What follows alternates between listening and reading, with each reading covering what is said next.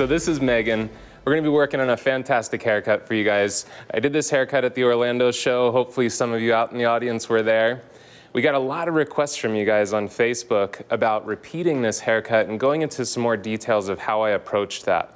So what I'm going to do is I'm going to get into some real specific details with you guys on the partings, how we take the sections, why certain sections are important over other types of sections, and I think you'll have a much stronger grasp after the end of this video on how to complete this haircut in the salon.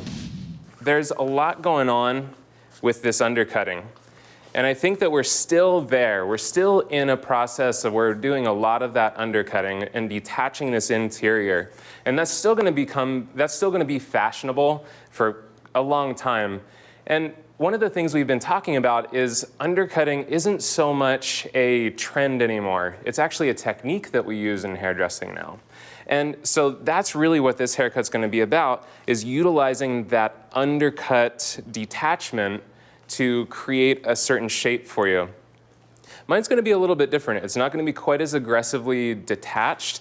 The detachment is going to be mainly to create visual texture to the hair rather than a lot of this kind of short with a ton of long laying over top of it. So let's get into the sectioning. First thing I did is I actually took a center parting from the forehead all the way down to her nape. And the reason I'm doing that is just to divide off the head in a way that it's easy for me to control. From that parting, right here in the center, I came up just above her occipital. And the reason I came up just above the occipital is I want to actually have a little bit of softness in the center that pushes out into weight in the corners. By taking more of the weight out here in the center and coming up a little higher with my parting, it's going to collapse in even more, and then I can leave more density out in these corners. Plus, honestly, I'm just sick of flat lines. I want to create other types of lines. I was talking to my friend Geneva Cowan. She's a brilliant colorist and platform artist and session worker for Redken. And we were talking about creativity and how do you create something new and fresh in your head. And in our conversation, I started to think about bubbles. You know, she's like, think about some object that you could just throw on the head and how would it change your haircuts? So I started to thinking about these bubbles and how I could place them on the head. So that's really what even inspired me to start creating more curved lines versus flat lines on these detached shapes. So it's a curved line, it comes down into the corner. Now, where that comes is actually pretty important because I'm sitting that point right in where two bevels lay. So this bevel here is attaching to this bevel here in that corner. So I'm pointing right into that bevel. So that's your reference point to where to end that sectioning. Then we take that sectioning, a big long circular arc here across the side of the head. And what I did is I took this circular arc, so this peak of it was just above the round of the head. A lot of times I'm sitting in either all below or all above, depending on how much density I'm trying to remove. You know, if they have a much thicker head of hair, and if it's really aggressive, you gotta make sure that you're taking enough hair away so that this will lay nicely over top of it. Because if we chicken out and we sit too low on a really thick, dense head of hair, then it basically will leave that corner of weight, and we're basically fighting against ourselves. So that's where I wanted to go, is to bring this up higher and above that roundness of the head, just in this point, but then I dropped it right here. And why I dropped it here is so that it can preserve more in this fringe section that I'll be cutting very last. So again, vertical parting all the way down the nape, that circular parting here that starts at the crown, drops down into that corner right behind where those two bevels meet. Then my parting goes up high and drops down low, just basically right below that recession area. And that's going to help me to preserve a lot of that density up on the very upper surface. What you should be left with after you part that off is this entire chunk here.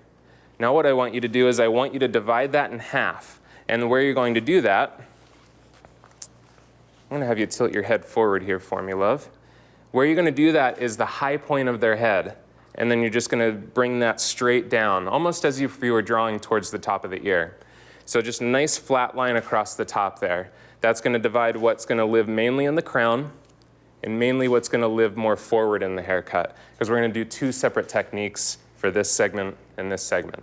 Let's get into the haircut. So I am gonna wet her down. Now, the thing is, I'm not gonna make this sopping wet. I don't need sopping wet hair to cut. I just need damp to control my sections. So I'm just gonna lightly dampen this down. I don't need it dripping all over the floor and making me slip and fall in the salon. That's not fun. And I'm gonna prep this with my favorite cutting lotion, which is Satinwear. It's the Satinwear 02. I like this a lot because I get good slip and good control in the hair, but it doesn't make it heavy or oily. And that's one of the things I really hate about a lot of leave-in conditioners, is it makes the hair feel too oily or too slick. So this gives me just enough slip, but stays really light. I really highly encourage that you guys are working with product in the hair. And that's for a couple reasons. If you bring them back from the shampoo bowl and you teach them how to apply those wet products right at that point, then you're teaching them at the point that they would actually do it in their daily routine. Second, by using product in the hair, you are gonna have better, cleaner sections. So she has a lighter color of hair, so I'm gonna work with a darker colored comb. And as Sammy always explains, you use that contrasting color because it makes things really visible in the haircut. I'm gonna take a vertical section, starting right here in the center. Comb this cleanly out of the way. Oh, sorry, love. A couple little tangles. So we want those clean sections for control, right? Honestly, if you're not taking enough time to get those clean sections, good luck getting a clean haircut. Take the time and really get those sections clean. I'm taking that center vertical parting, and what I'm gonna do is I'm gonna elevate it straight out from the head.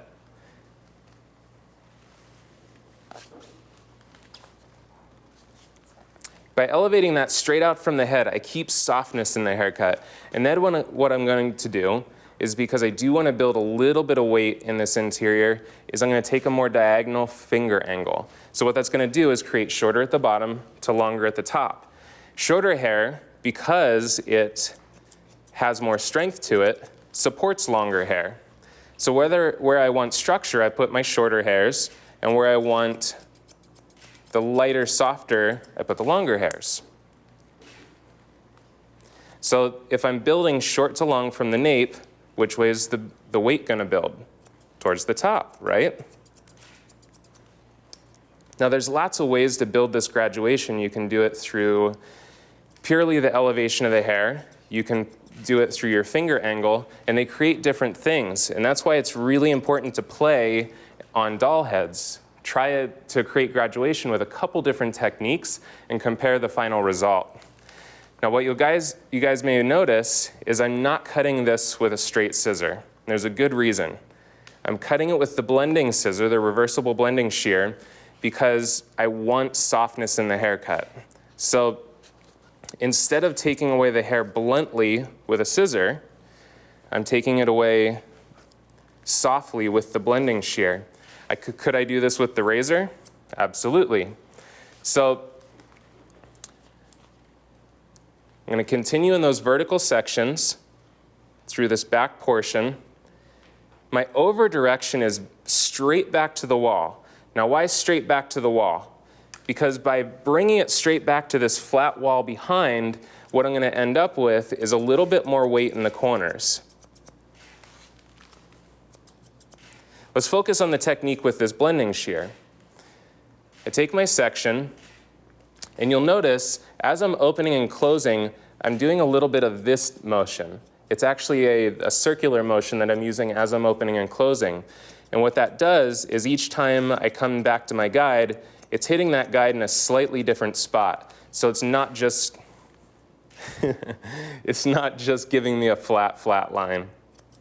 Because that's part of the benefit of using this blending shear. So you're starting to see a little bit of that graduation buildup, which I think is going to be very, very pretty. And as I'm working, since I'm building the graduation, not sitting over top of an actual one length, what I'm going to end up with for the perimeter is just what's left over from the graduation. So what I'm doing is, as I drop that hair down, I'm already starting to go through and just refine the perimeter a bit. I could go through the entire haircut and do all of the graduation first, and then go in and refine my perimeter. But I have a pretty specific idea in mind of what I want that perimeter to look like, so I'm just going to do it as I work. So last section here, you can see I've ended that point for that back segment of the detachment underneath. So I'm going to stop here. That'll be my last section. I overdirect again back straight to the wall, so that's going to preserve some of that density in the corner. I'm bringing it straight out from the head, but then I'm creating that diagonal finger angle. You guys can see that? So coming in, and that circular motion to take away the hair rather than just one flat spot. The thing I really dig about the blending shear is that if I want, I actually can create a fairly blunt line. If I come in and I don't move the scissor, if I don't do that little bit of circular motion, I can actually create a very, very flat line that still has just a hint of softness. A lot of times when my clients are looking for a blunt fringe, a really solid, almost Betty Page kind of fringe, I'll do that with the blending shear. But instead of doing that little circular motion, what I'll do is I will just keep it real flat and just shift back and forth slightly instead of up and down in a circular motion. And what that does is, again, it gives me a soft edge, but a really clean line. So I'm going to flip her around a little bit because it'll be easier for you guys to see this other side. I'm starting to get a little bit dry, so I'm just going to hit it with a touch of good old-fashioned H2O. If you start cutting damp, finish cutting damp, because if you let it get too dry, we know what happens as hair starts to dry, it shrinks up, right? So what you could end up with is one side being slightly shorter than the other because you let the hair dry, and that hair that you're using as the guide, as it dries, it shrinks up. And so you're pulling a different length of guide now. So I'm continuing with those vertical sections. And tension-wise, as far as how much tension I'm creating on the hair, I'm just creating a medium tension. I don't need to yank on the hair here because I'm not really trying to create this perfect line. If I added more tension, all I would do is stretch the hair a little bit more. So I don't need to yank on her scalp, that's okay.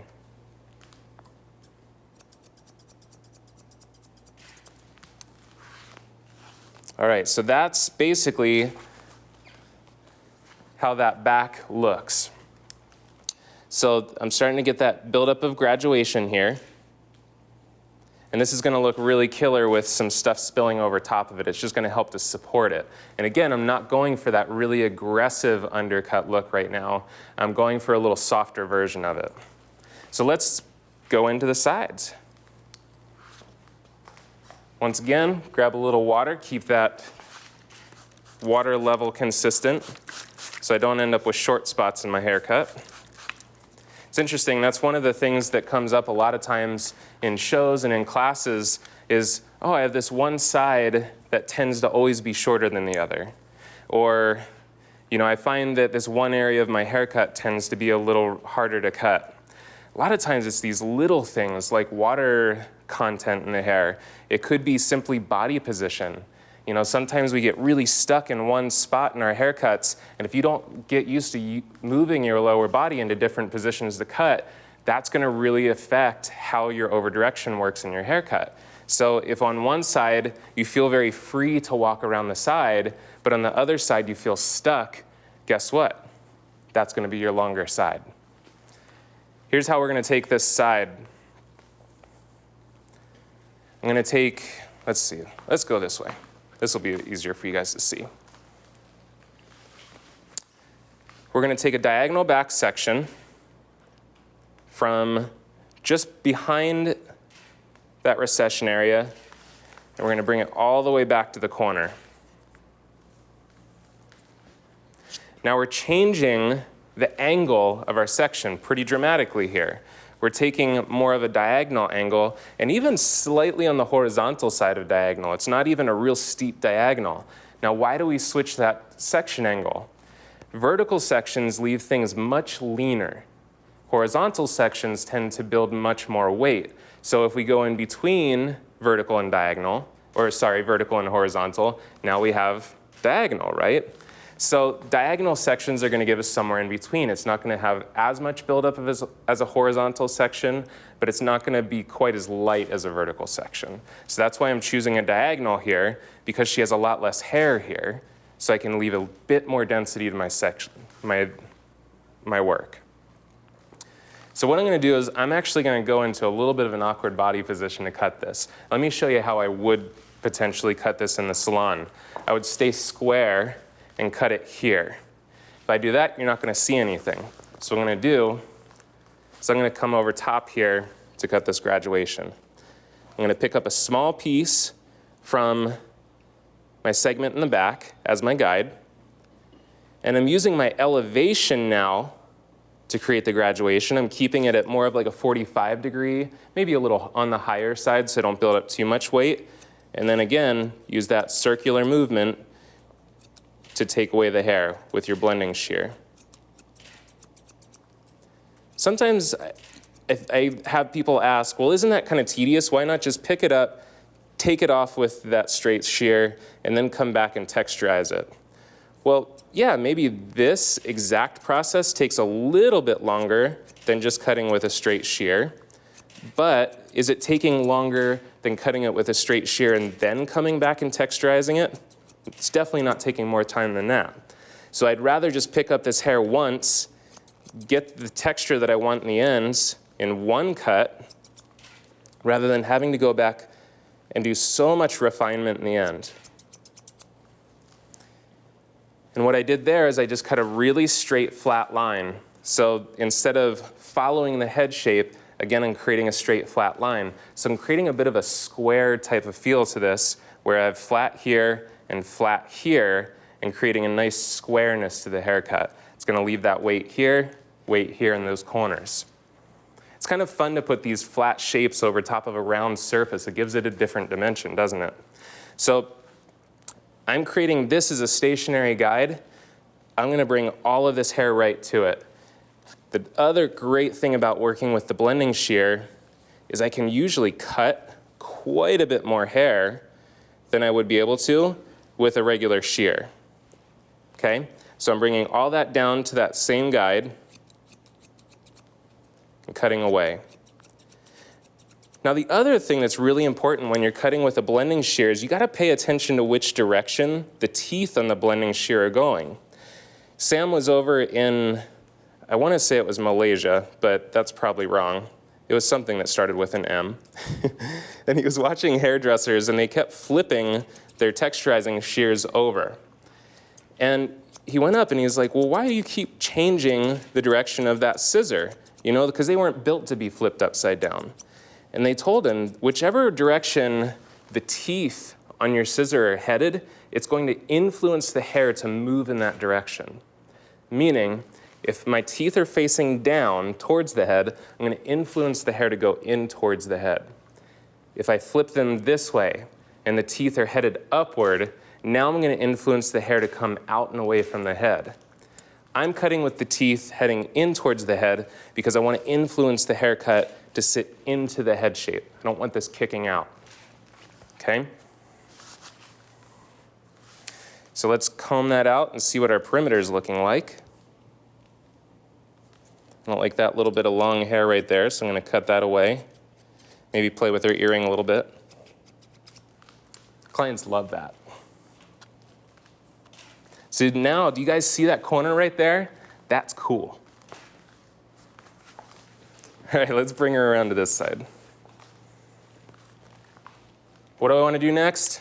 Dampen it down, right? So I'm going to grab some water. Dampen this down one more time. Again, not soaking wet, just make sure it's damp and it's something that you can control. Comb that out.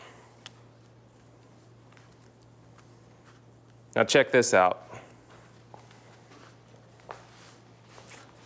Let's just grab this whole chunk, just for the fun of it, just because we can, because I know I'm balanced side to side. We're gonna bring it to that 45-degree angle. We're not even gonna section right now. We're just gonna get aggressive with it. Take that hair away. Oh, this is fun. I wish that we could have these opportunities through the salon each day. Every once in a while I have a guest that comes in and, you know, they're your regular that comes in and, you know, they want just a quick touch up, they want their ends trimmed up, and they apologize. Do you guys get that? Where they're like, oh, I'm sorry, I'm so boring, I just want my roots touched up and I just need my ends trimmed. I'm such a boring person. One of these days I'll come in and change. You know what I tell them? I'm like, you know what? If I had to change every person's hair that walked through the door every single day, my life would be a nightmare. I was like, I am so thankful for root retouches and end trims at the end of a busy day where I can just sit, have a conversation, still mindfully work, of course. You know, they're still paying for a great trim. We don't want to give them a mindless trim, but I can relax a little bit more with them. I don't have to be quite as involved in the haircut. So that was fun, right? Just get it done. If you're using a stationary guide, basically take as much hair as you can control and still be accurate, and you're gonna be just fine. So before we start working into the top, what I wanna do is I wanna actually take care of the bottom and get a finished product. So I'm gonna grab the dryer. Hopefully not pull everything off the cart while I do it. And with the dryer, I'm just gonna get this whole interior polished off first. So I'm gonna use one of my favorite brushes, which actually isn't a brush at all. It's my comb. And the reason I like using a comb is, especially on this shorter hair, I can still flat wrap, but I can actually use the back of the comb to press into the head and get a little bit more tension. And I can switch between these wider teeth. I like the short cutting comb because of the wider teeth, and then I'll switch to these finer teeth to refine. So bring her around this way so you guys can see the back. I'm gonna start here in the back. And I'm gonna use the wide teeth first to start influencing the hair in the direction that I wanna go. And you can see I'm just flat wrapping back and forth, following behind the comb with the blow dryer. I'm on high airflow, high heat. The thing I love about our dryer is it's not gonna burn our head. We don't make our tools ridiculously hot just to say that we're the hottest blow dryer in the world. I'd rather have the best quality blow dryer in the world that does what it's supposed to do and doesn't break. If you guys have ever watched Sammy on stage, you've seen him drop his blow dryer about a dozen times in one segment. And I'm always so scared when he does it. But I have yet to see him pick it up and have anything on the dryer broken. And then he clicks the button, and I'm praying to the gods that it's gonna turn on. Lo and behold, every time it does. So these blow dryers are made to last.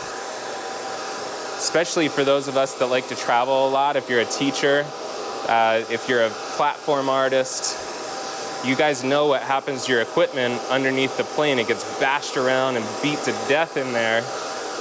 And this blow dryer, it holds up. I've traveled quite a bit with it, and I still haven't had my blow dryer replaced. Used to be I'd go through a blow dryer every year, and that's not happening anymore. So that's definitely a testament to the durability. So that first part that I'm doing is just the pre-dry, where I'm just getting the moisture out of it and starting to influence the hair in the direction that I want it to go. So just using those wide teeth to influence. And then if I need a little bit more tension, flip to the fine teeth.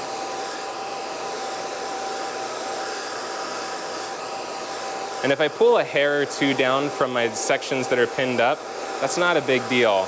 But do be careful of your sectioning so that you don't pull down this entire piece. I've got those things locked in there pretty tight, so I don't think they're going anywhere. I'm going to put down my comb, and to refine it, I'm going to pick up our styling brush. What I love in this brush is the combination of the boar bristle and then the nylon bristle. The nylon bristle tends to suck the hair right down into those boar bristles, and we all know what boar bristle does great, it polishes hair. So to polish these ends, I'm going to use the styling brush, put my brush in, and I'm just touching up the ends. I don't need to go all the way down into the scalp, I just need to start polishing up those ends.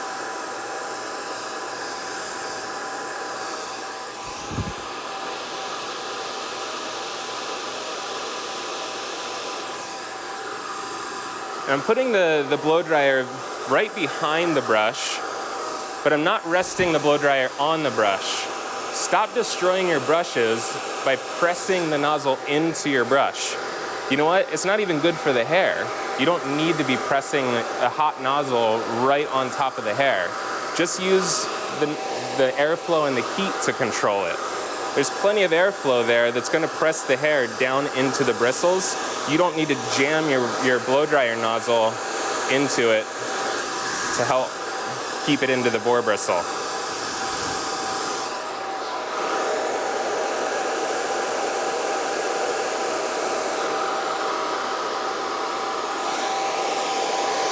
Now, I'm not even necessarily trying to get this hair completely and perfectly straight. I'm okay with a little bit of the wiggle here and there. And the reason for that is if I over polish her hair and then give her a finished product with it overly polished, what ends up happening a lot of times is they get home, and because they can't polish it to the same degree we can, they have a haircut that only looks good if it's perfectly smoothed out and straightened. So if there's a little wiggle in there, here and there, I don't get too obsessed with it.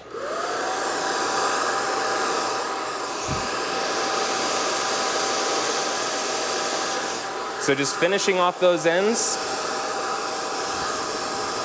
getting rid of the roughness. You know, sometimes those ends can look really broomsticky, and I think that's the big difference between a nice finish and a rough finish is really what's happening in the ends. If the ends look polished, you're in good shape. So I'm going to pick up my blending shear one more time, and I'm going to start to refine this underneath. So again, the first thing I need to do is look at this perimeter and what do I like, what do I not like? And this is a very visual exercise. I just want to see, okay, I like these longer bits here, so I'm going to keep those. Make sure the teeth of my blending shear are headed in the right direction to influence the hair in towards the head. And I love that little circle that I have. See how it mimics the circle I have here? So I'm going to leave that.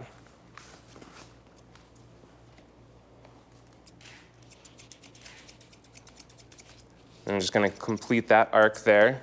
Now I don't like how much weight's sitting right on that surface, so I'm just going to bring the blending scissor in and remove some of that weight off the surface there.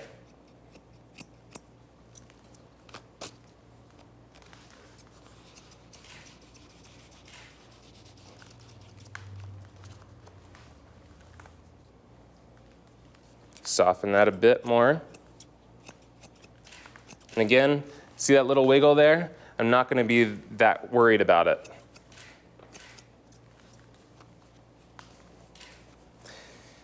Sometimes it's hard for me to talk and do hair at the same time. My clients, when they see me pick up the scissors, always go, "Oh, is it quiet time now?" I'm like, "Yeah, it's quiet time now." I just love to cut hair, so as soon as the scissors get into my hands, my head goes into haircut mode, not social mode. And honestly, I think that's okay sometimes. I have a lot of clientele that they come in, they get a couple magazines, and they want it veg out time. They don't want chatty Cathy time. And I think that's just fine. As long as I'm having the conversations I need to have with them, which is making sure I'm asking for new requests, making sure I'm asking them to bring in their family and grow the business, asking or educating them about the products and how to maintain their hair at home. I think as long as I'm doing those steps, if they don't want to chat, leave them alone. Let them do their thing. Just take a little more weight out of there. All right, let's look at what we're going to do here in the crown. Now, the crown section is going to be really fast and easy. And actually, the next two sections that we do are going to be really fast and easy. Here's what we're going to do in this crown section. I'm going to bring it up. I'm going to take it maybe 2 or 3 sections just to be able to control it. I'm going to just bring it again square to the head. I'm going to cut a flat line here. Think about where I want those lengths to lay. And then I'm just going to cut. Just remove that length. And turning that this direction, you can see that flat line that I'm cutting.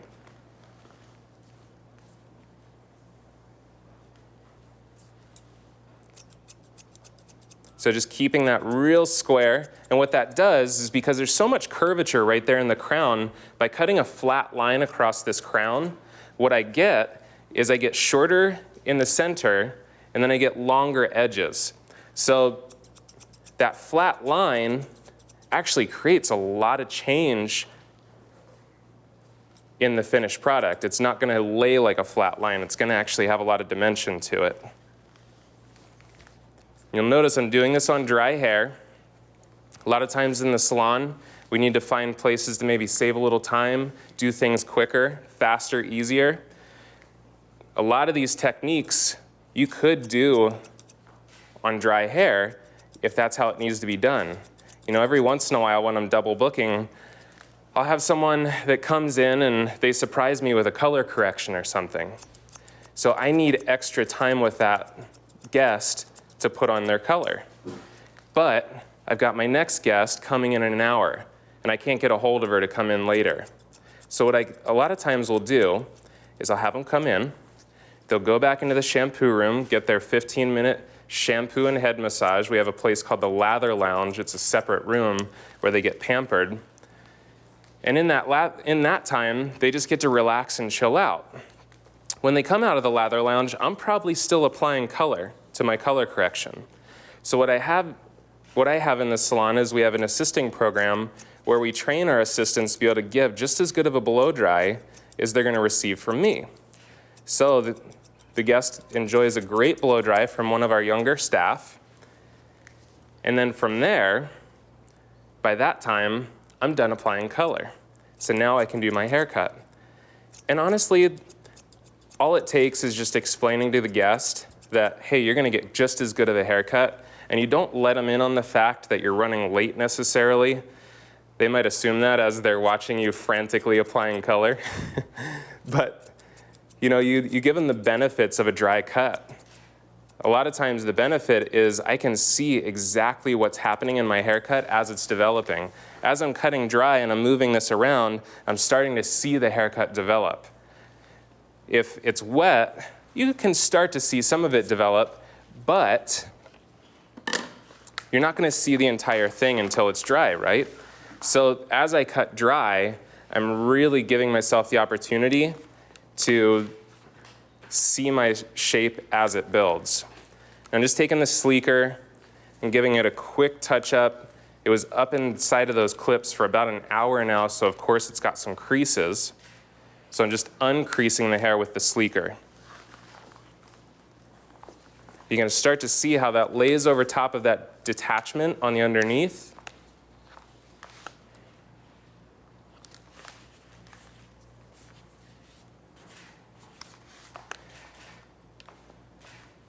And again, because I cut that square, look at that little corner of weight I have, which I really dig. I think that's cool. I'm going to probably leave that in the final steps of the haircut. So pick up my section. And you'll notice I'm not going right down to the scalp and frying her hair by just cooking it straight from scalp to ends. I'm just touching up these parts of the hair that need it. A lot of times I think we go through and we're so OCD about how we iron hair. We iron tiny, tiny little sections from scalp to ends when it's completely unnecessary. Guess what? You also don't leave much texture to the hair afterwards. So if you're looking for movement and you're over ironing hair, a lot of times you're destroying all that movement. All right, final section here. And this is gonna happen really, really fast, so don't blink, because you might miss it. I'm going to trade out my blending shear for our 7-inch cutting shear. And what I'm going to do is I'm going to take this entire section and I'm going to over direct it to the corner that she parts from.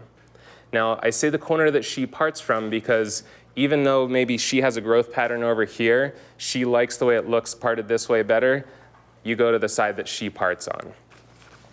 So you part over on this side, love, right? Okay. Oh yeah, I could just look at the color. The color is just awesome. My good friend Devin did this color for me, and it just looks beautiful. So we're gonna take this entire section of hair, bring it over to this corner of the eye, and you'll see I have a strong diagonal finger angle as compared to that horizontal line here, right? So diagonal in comparison to that horizontal line. All I'm gonna do, guys, is come in with the dry cutting scissor and take all that hair away. Now by using that over direction and tension over to the side here, what that builds is a nice short to long. There's a lot of hair there. So I've got a really strong line if it sits there, but as I redistribute that hair, and I am gonna hit this with the iron one more time, you can see I'm gonna start to get this curvature around the head. So let's touch that up real quick and get that bend on there. There's so many celebs out there that are going for those super, super short haircuts, and we're loving them, absolutely loving them. So I'm just gonna keep working this over to the side. And you'll notice as I'm working the hair with the SLEEKR to get this bend on it, I'm coming in and I don't close the SLEEKR until I start to get into the mid-shaft and ends. If I put that in and I immediately slam down on the hair, what do I get? Hey, yeah, you're right. I get a little crease in the hair. I swear I heard you when you said that. Yeah, I'm talking to you. So just keep bending that over. And you can start to see that shape just kind of build into this corner. Now there's definitely some weight there that needs to come out, but you can really start to see this shape develop. Now this guy right here, he's probably gonna stay coming down into this corner, so we're gonna let that happen.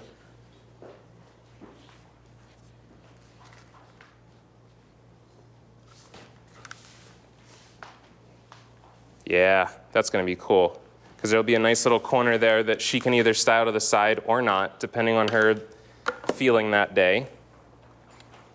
So I'm gonna pick up my blending shear, and I'm gonna use it like I would use a flat shear to whittle out the weight. So I'm gonna put that right against the head. The flat blade is down against the head, so the teeth are influencing the hair in towards the head shape, and slide cut to remove some of that weight. This has become a shear that I just use constantly. So right here in this corner, you can see I've got that little bit of weight and heaviness. And I'm just gonna break that up, because she doesn't want to look through a heavy flap there over the left corner of her eye. So I'm going to break that out so she can see. What I dig is that it only takes a couple closes of this scissor to take the weight away, but you're not going to leave hard lines. Sometimes I've had texturizing scissors that are one or the other. They're either a little too aggressive or they're not doing anything at all when I close. So this has a nice blend of the two. Now this corner right here, is bugging a little bit. It's just too much right there. I think you guys would agree. So what I'm gonna do is I'm gonna bring this up, and I'm just gonna take a little bit of that corner out. You can see that weight corner there. So I'm gonna start just taking that away.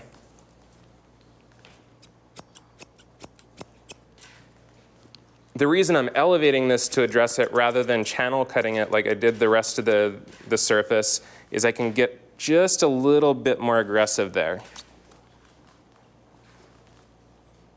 Well, not a little bit, kind of a lot of bit, honestly. I can get really aggressive if I want to.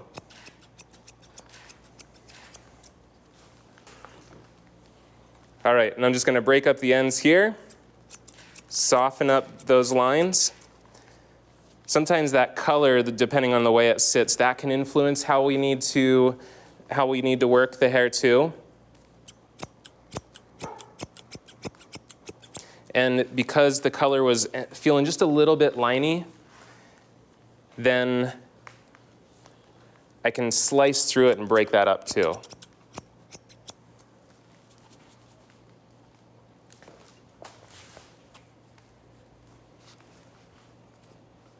So at this point, now it's just purely visual. I'm just looking at what I like, what I don't like, what I want more of, what I want less of. Man, Megan is adorable. I love cutting cute girls' hair. I could put a bowl cut on her and she would look fantastic. So one of my old mentors, he'd always mess with me. He'd just come over and he'd tap me on the shoulder and he'd say, Andrew, put the shears down now. Sometimes I don't really know when I'm done. I think I'm done. I'm gonna let it be done. I'm loving it. I asked Anthony Mascolo one time, I got an opportunity to talk to him for a minute. I asked him, hey, how do you know when to stop texturizing? He said, well, there's two things. Either A, it looks good, or B, she's bald. So that's how I know if I'm done texturizing. So I'm using rough paste, and I just used a very small amount of it. I'm liking this gritty, kind of more dirty, rough texture to it.